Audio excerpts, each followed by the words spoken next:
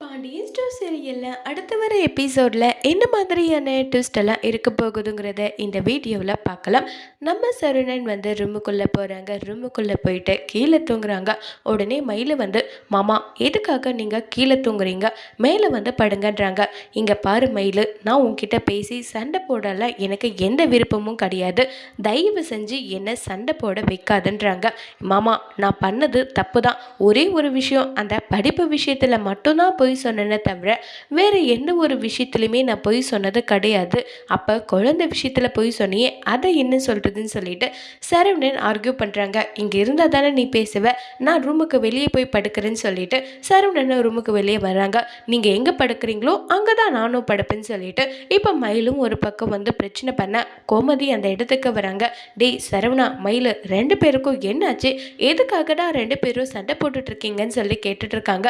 சண்டைலாம் இல்லை, நாங்கள் ரெண்டு பேரும் சும்மா தான் பேசிட்டு இருந்தோம். அம்மா ரூமுக்குள்ளே படுக்காம வெளியே வந்து படுத்துட்டு இருக்கீங்க, என்ன விஷயம்னு சொல்லிட்டு கேட்டுட்டு இருக்காங்க. அது ஒன்றும் இல்லாமல் ரூமில் இருக்க ஃபேன் ஒழுங்காக வேலை செய்யல, ஒரு மாதிரி குலுக்கமாக இருக்கா, அதனால வெளியே படுக்கலான்னு இருந்துன்றாங்க. இதுக்காக எல்லாம் வந்து வெளியே படுப்பீங்களா, அங்கே பக்கத்தில் ஒரு ஃபேன் இருக்கு பாரு, அதை எடுத்துகிட்டு போங்கன்னு சொல்லிட்டு சொல்கிறாங்க. அதை எடுத்துகிட்டு போனதும், என்னடி வீட்டில் இருக்க எல்லாருக்கும் வந்து நம்ம பிரச்சனை பண்ணுறன்ற விஷயத்த சொல்லணுமா, அதுக்காக தான் இப்படி எல்லாம் பண்ணிட்டு இருக்கேன்னு சொல்லிட்டு ரொம்பவே கோவப்பட்டு பேசிட்டு இருக்காங்க. இங்க பாருங்க மாமா, நீங்க இங்க இருக்கணும்னா நானும் இங்க இருப்பேன், நீங்க வந்து பெட்ல படுத்தாதான் நானும் வந்து பண்ணுவேன்னு சொல்லிட்டலாம். மயிலும் சொன்னதும் வேற வழி இல்லாம சரவணனும் பெட்ல வந்து படுத்துறாங்க. அடுத்த ட்ராக்கா கதிரும் ராஜையும் காட்டுறாங்க. ராஜையும் வந்து யோசிச்சுட்டு இருக்காங்க. அப்ப கதிர் வந்து, என்னாச்சு, எதை பத்தி நீ யோசிச்சுட்டு இருக்கேன்னு சொல்லி கேட்டுட்டு இருக்காங்க. அது ஒண்ணும் இல்லைன்னு சொல்லிட்டு தயங்கினதும், என்ன விஷயம் சொல்லுன்றாங்க. உடனே ராஜியும் அந்த விளம்பரத்தை காட்டுறாங்க. விளம்பரத்தை பார்த்ததுமே வந்து ராஜிக்கு வந்து இந்த பணத்தை அடிச்சு எனக்கு கொடுக்கணுன்றது தான் அவளுடைய எண்ணமா இருக்குன்றத நம்ம கதிர் வந்து பிடிச்சிக்கிறாங்க. உடனே கதிர் வந்து ராஜி கிட்ட கேட்குறாங்க, எனக்கு ஒரு சந்தேகம், என்ன விஷயம் சொல்லு. இல்லை நீ விருப்பத்தோட தானே போலீஸ்க்கு வந்து நீ ட்ரைனிங் எல்லாம் எடுத்துட்டு இருக்க, காலையில் எந்திரிக்கிறது, ரன்னிங் ஓடுறது, இது எல்லாமே உனக்கு பிடிச்சிருக்கான்னு சொல்றாங்க. ஆமாம் பிடிச்சிருக்கு.